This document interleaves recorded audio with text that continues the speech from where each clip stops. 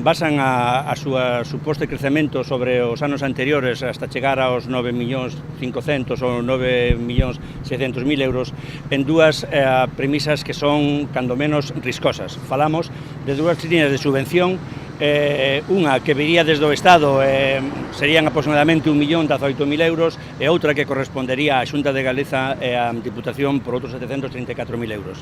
Sin estas cantidades, que son líneas de subvención, non están concedidas e algunhas, según as propias palabras do alcalde na memoria, non están nin siquiera solicitadas. Repito, sin estas dúas subvencións o orzamento viríase abaixo bastante.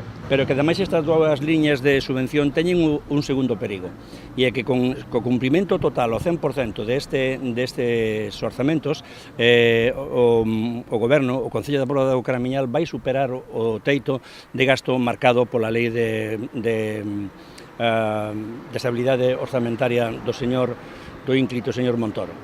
Para os nacionalistas, este documento presupostario ten ademais un claro afán electoralista, a un ano das próximas eleccións municipais.